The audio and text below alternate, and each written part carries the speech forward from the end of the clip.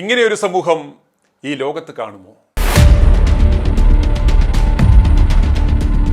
രാഷ്ട്രീയ എതിരാളികളെ നിഷ്കരണം കൊന്നുതള്ളുക, ആ കൊലയാളികൾക്ക് എല്ലാ സംരക്ഷണവും ഒരുക്കുക, അവരെ കൊലപാതക കേസുകളിൽ നിന്നും സംരക്ഷിക്കുവാൻ കോടികൾ സർക്കാർ ഖജനാവിൽ നിന്നും മുടക്കുക, നിങ്ങൾ കൊന്നുതള്ളിയത് പോരാ ഇനിയും കുറെ കൂടി കൊന്നുതള്ളുക എന്ന് പറഞ്ഞ് ആശീർവദിച്ച് അനുഗ്രഹിച്ച് ഇവരെ രണ്ടാമതും വിജയിപ്പിച്ച് തുടർഭരണത്തിനുള്ള അവസരമൊരുക്കി കൊടുക്കുക. അതാണ് നമ്മൾ മലയാളികൾ. എത്രയോ ഭീകരപ്രസ്ഥാനങ്ങളെ രാജ്യത്ത് പാടെ നിരോധിച്ചു.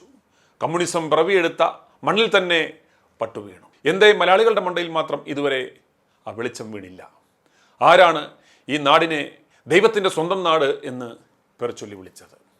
കേരളത്തെ നടുക്കിയ കാസർഗോഡ് പെരിയ ഇരട്ടക്കൊല നടന്ന് 5 കൊല്ലം പിന്നിടുമ്പോൾ വിചാരണ പൂർത്തിയായി. ജനുവരി 3-ന് പ്രതികൾക്കുള്ള ശിക്ഷ വിധിക്കും. 2 കുടുംബങ്ങളുടെ അത്താണികളായ ശരത് ലാൽ, കൃപേഷ് എന്നീ 2 ചെറുപ്പക്കാരെയാണ് രാഷ്ട്രീയ വൈരത്തിൻ്റെ പേരിൽ CPM ഗുണ്ടകൾ മൃഗീയമായി വെട്ടിക്കൊലപ്പെടുത്തിയത്. ആ 2 യുവാക്കളെ നിഷ്കരുണം വെട്ടിനുറുക്കിയ പ്രതികളിൽ ഒരാളായ വിഷ്ണുസുര എന്ന സുരേന്ദ്രൻ കോടതിയിൽ നിലവിളിച്ചുകൊണ്ട് പറഞ്ഞത്, രാഷ്ട്രീയ കൊലപാതകങ്ങൾക്ക് കത്തിയും വടിവാളുമായി ഇറങ്ങുന്ന അന്തംകമ്മി അടിമകൾ ചെവി തുറന്ന് കേൾക്കണം. ജീവിക്കുവാൻ ഇനി എനിക്ക് ആഗ്രഹമില്ലെന്നും അതുപോലെ ഞാൻ അനുഭവിച്ചെന്നും തനിക്ക് വധശിക്ഷ നൽകണമെന്നുമാണ്. ഇത് കേട്ടപ്പോൾ എബ്രഹാം ലിങ്കൻ്റെതായി പറയപ്പെടുന്ന ഒരു ബലിതമാണ് എനിക്ക് ഓർമ്മ വരുന്നത്. മാതാപിതാക്കളെ വെട്ടിക്കൊന്നവൻ കോടതിയോട് കൈകൂപ്പിക്കൊണ്ട് പറയുകയാണ്, സർ, എനിക്ക് മാതാപിതാക്കളില്ല, ഞാനൊരു പാവം അനാഥനാണ്, എന്നോട് കരുണ കാണിക്കണമെന്ന്. ഏതാണ്ട് ഇതുപോലെയല്ലേ വിഷ്ണു സുരയുടെ ആ കരച്ചിൽ? പാർട്ടി അധികാരത്തിലുണ്ട്, സഹാവാണ് സംസ്ഥാനം ഭരിക്കുന്നത്, പാർട്ടിക്ക് സ്വന്തമായി കോടതി വരെയുണ്ട്, പോലീസ് ചൊൽപ്പടിയിലാണ് എന്നൊക്കെ കരുതി എല്ലാം പാർട്ടി നോക്കിക്കോളും എന്ന് കരുതി കത്തിയും വടിവാളുമായി ഇറങ്ങുന്നവർക്ക് ഒരു പാഠമാണ് പെരിയയിലെ ആ വിധി. ചില കേസുകളിലെങ്കിലും പ്രതികളെ സംരക്ഷിക്കുവാനുള്ള പാർട്ടിയുടെ ശ്രമങ്ങളും കണക്കുകൂട്ടലുകളും പരാജയപ്പെടും. അങ്ങനെ വന്നാൽ ആരും സഹായിക്കുവാൻ ഉണ്ടാവില്ല എന്ന് ഈ കേസ് നിങ്ങളോട് പറയുന്നു. ജുഡീഷ്യറിയുടെ അന്തസ്സുയർത്തുന്ന, ജനങ്ങളുടെ പ്രതീക്ഷ ഉറപ്പിക്കുന്ന ഒരു വിധിയാണിത്. തൂക്കുമരങ്ങളിൽ ഊഞ്ഞാലാടിയ എന്നത് തള്ളാണെങ്കിലും തീർച്ചയായും ചോരപ്പാടുകൾ നീന്തിക്കയറി തന്നെയാണ് CPM വളർന്നത്. ഒപ്പം നിരവധി മനുഷ്യരെ ആ ചോരച്ചാലിൽ മുക്കിക്കൊല്ലുകയും ചെയ്തിട്ടുണ്ട്. അങ്ങനെ നിരപരാധികളുടെ ചോര കൊണ്ട് പടുത്തുയർത്തിയ ഒരു ഭീകര സംഘടന ഭരിക്കുന്ന ഈ നാട്ടിൽ ഇതൊക്കെ സംഭവിച്ചില്ലെങ്കിലല്ലേ അത്ഭുതമുള്ളൂ. ഇന്ന് ഈ പ്രസ്ഥാനത്തിൻ്റെ മുതിർന്ന നേതാക്കൾ ഞങ്ങൾ കൊലയാളികളല്ല എന്ന് ജനത്തെ തെറ്റിദ്ധരിപ്പിക്കുവാൻ വെളുത്ത വസ്ത്രം ധരിച്ചാലും അവരുടെ ആ ചോരയുടെ മണം മാഞ്ഞു പോകില്ല. ആക്രമണങ്ങളും കൊലപാതകങ്ങളും അവസാനിപ്പിച്ചാൽ പിന്നെ CPM എന്നൊരു പാർട്ടി തന്നെ ഉണ്ടാവില്ല. അതുകൊണ്ട് പാർട്ടിക്ക് വേണ്ടി കത്തിയെടുക്കുന്ന ചാവറുകളെ അവർ എന്തു വില കൊടുത്തും സംരക്ഷിക്കുവാൻ ശ്രമിക്കും. ഓർക്കുക, പാർട്ടിയുടെ ഫുൾ ടൈം കൊട്ടേഷൻ പ്രവർത്തകർക്കുള്ള പരിശീലനം ചിലപ്പോൾ സർക്കാർ അധീനതയിലുള്ള കേന്ദ്രങ്ങളിൽ തന്നെ നടക്കുന്നു. ബോംബും ജലാറ്റിൻ സ്റ്റിക്കും എങ്ങനെ ഉണ്ടാക്കാം, സുരക്ഷിതമായി അതെങ്ങനെ പ്രയോഗിക്കാം എന്ന് പഠിപ്പിക്കുന്നതിനുള്ള ട്രെയിനിങ് ക്യാമ്പുകൾ കൊടുങ്കാടിനുള്ളിൽ ഫോറസ്റ്റ് ഡിപ്പാർട്ട്മെൻറ്റിൻ്റെ നേച്ചർ ക്യാമ്പായി കാണിച്ച് സർക്കാർ ഡോർമെറ്ററികളിൽ ഇവർ താമസിച്ച് സർക്കാർ ചെലവിൽ പഠിക്കുന്നു. ആരുണ്ട് ചോദിക്കാൻ? തേക്കടി വള്ളക്കടവിൽ വർഷങ്ങൾക്ക് മുമ്പ് അത്തരമൊരു ക്യാമ്പ് നടന്നിരുന്നു. അതുകൊണ്ടാണ് ഇപ്പോൾ അല്പം മുതുകു കുനിഞ്ഞു പോയ ആ വലിയ നേതാവ് പറഞ്ഞത്, നിങ്ങൾക്ക് ഈ പാർട്ടിയെക്കുറിച്ച് ഒരു ചുക്കും അറിയില്ല എന്ന്. പെരിയ ഇരട്ടക്കൊലക്കേസിൽ കുറ്റക്കാരെന്ന് കണ്ടെത്തിയ 14 പ്രതികളിൽ മുൻ MLA ഉൾപ്പെടെ 6 CPM പ്രവർത്തകർ ഉണ്ടായിട്ടും പാർട്ടിക്ക് പങ്കില്ലെന്ന് ആവർത്തിച്ചുകൊണ്ടേയിരിക്കുകയാണ്. പിന്നെ എന്തിനാണ് നിങ്ങൾ പ്രതികൾക്ക് വേണ്ടി കോടികൾ ചിലവഴിക്കുകയും കൊലയാളികളെന്ന് കോടതികൾ തന്നെ കണ്ടെത്തിയവരെ ആശ്വസിപ്പിക്കുകയും അവർക്ക് വേണ്ടി മേൽക്കോടതികളിൽ അപ്പീൽ പോകുമെന്ന് നേതാക്കൾ തന്നെ ആണയിടുകയും ചെയ്യുന്നത് എന്ന് ചോദിക്കുവാൻ ഇവിടെ ആരുമില്ല. ഇത്തരം ചോദ്യങ്ങൾ ചോദിക്കുവാൻ ജനങ്ങൾ ഭയപ്പെടണമെങ്കിൽ പെരിയ TP ചന്ദ്രശേഖരൻ മോഡൽ കൊലപാതകങ്ങൾ ഇവിടെ ആവർത്തിച്ചുകൊണ്ടേയിരിക്കണം. ഈ ഭയപ്പാട് ജനങ്ങളുടെ മനസ്സിൽ എപ്പോഴും ഉണ്ടായിക്കൊണ്ടേയിരിക്കണം. TP വധക്കേസിൽ ഉൾപ്പെടെ പാർട്ടിക്ക് പങ്കില്ലാത്ത മറ്റ് നിരവധി കേസുകളിൽ നൽകിയ ആ വിശദീകരണങ്ങളിൽ കൂടുതലൊന്നും പെരിയ കേസിലും ആരും പ്രതീക്ഷിക്കേണ്ട. പക്ഷേ ഈ പാർട്ടി ഗുണ്ടകളെ നികുതിപ്പണത്തിൽ നിന്നും കോടികൾ ചെലവഴിച്ച് സംരക്ഷിക്കുന്നത് കണ്ടുകൊണ്ട് നിൽക്കേണ്ടി വരുന്നതാണ് കേരളത്തിലെ ജനങ്ങളുടെ ഏറ്റവും വലിയ ഗതികേട്. ഈ വിഷയത്തെക്കുറിച്ച് ചർച്ചയില്ല, അന്തിച്ചർച്ചയില്ല, വിശകലനങ്ങളില്ല. ജീവനിൽ ആർക്കാണ് പേടിയില്ലാത്തത്? 2019 ഫെബ്രുവരി 17-നാണ് പെരിയയ്ക്കടുത്ത കല്യോട്ടെ യൂത്ത് കോൺഗ്രസ് പ്രവർത്തകരായ ശരത് ലാലിനെയും കൃപേഷിനെയും വെട്ടിക്കൊന്നത്. 4 ദിവസത്തിനുള്ളിൽ ക്രൈംബ്രാഞ്ചിന് അന്വേഷണ ചുമതല നൽകിയെങ്കിലും ഉദ്യോഗസ്ഥരെ നിരന്തരം മാറ്റിയും മറിച്ചും സമ്മർദ്ദം ചെലുത്തിയും ശ്വാസം മുട്ടിച്ചു സർക്കാർ.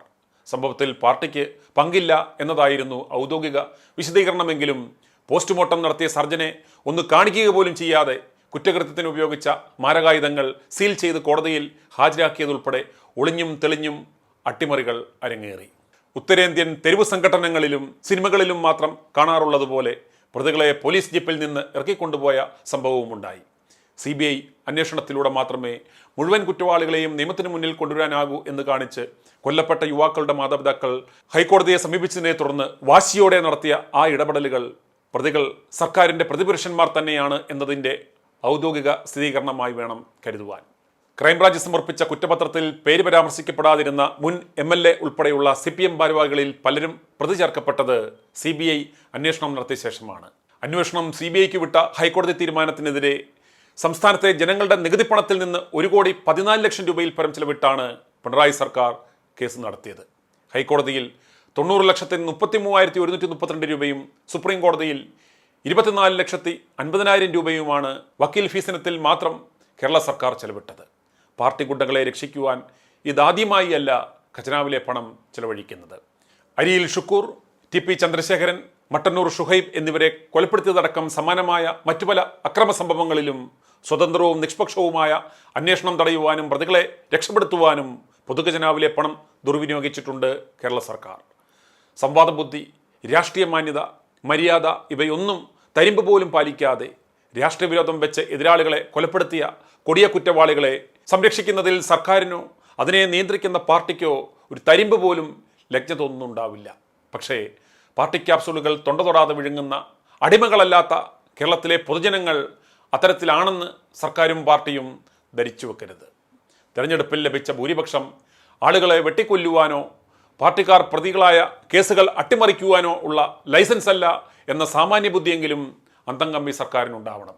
സംസ്ഥാന പോലീസിൻ്റെ അന്തസ്സ് നിലനിർത്തുവാനാണ് കേസ് നടത്തിയതെന്ന് ന്യായീകരിക്കുന്നവരുണ്ടാവാം. CBIയുടെ അന്വേഷണവും ഇടപെടലുകളും സ്വതന്ത്രമല്ല എന്ന കാര്യത്തിലും തർക്കമില്ല. പക്ഷേ രാഷ്ട്രീയം കളിക്കാതെ നീതിയുക്തമായ വിധത്തിൽ കേസന്വേഷണം നടത്തുവാൻ സംസ്ഥാന പോലീസിനെ അനുവദിച്ചിട്ടുണ്ടായിരുന്നുവെങ്കിൽ CBI അന്വേഷണം എന്ന ആവശ്യമേ ഉയരുമായിരുന്നില്ല.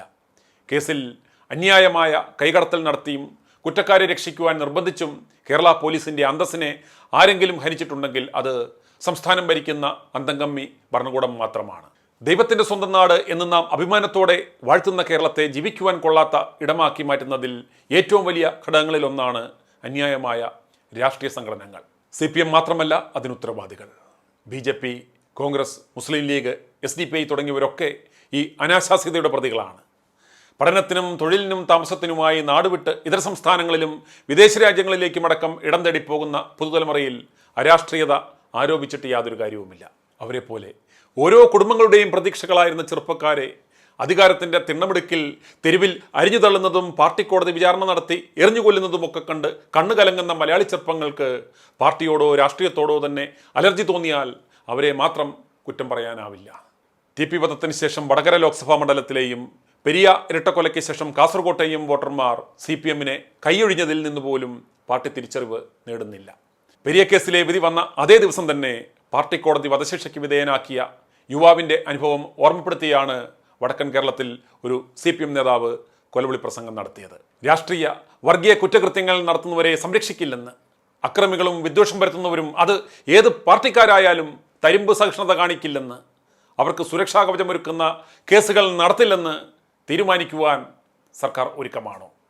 ഇനി ഇവിടെ ചാവേറുകളാവാനും രാഷ്ട്രീയ കൊലപാതക കൊട്ടേഷൻ ഏറ്റെടുക്കുവാനും തെമ്മാടികളെ കിട്ടാനില്ലാത്ത സ്ഥിതിയുണ്ടാവും. അവരെ ഒറ്റപ്പെടുത്തുവാൻ ഒറ്റക്കെട്ടായി കേരളം ഒപ്പമുണ്ടാവും. വെറുതെയാന്ന് ഞങ്ങൾ സമ്മതിക്കത്തില്ല എന്ന്. അതെന്താ? അതിനല്ലേ ഞങ്ങൾ മുക്കിന് ബിവറേജുകൾ തുടങ്ങുന്നത്. അതിനല്ലേ MDMA മൊത്തവിതരണം നമ്മുടെ നേതാക്കന്മാർ തന്നെ നേരിട്ട് ഏറ്റെടുത്തിരിക്കുന്നത്. ഇവിടെ ഉള്ളവന്മാർ ഒന്ന് രക്ഷപ്പെടുന്നത് ഞങ്ങൾക്ക് കാണണം. i2i News, an eye for truth. i2i News subscribe ചെയ്തിട്ടില്ലാത്തവർ ഇപ്പോൾ തന്നെ സബ്സ്ക്രൈബ് ചെയ്യുക. നോട്ടിഫിക്കേഷൻ ലഭിക്കുവാൻ ബെൽ ബട്ടണും അമർത്തുക.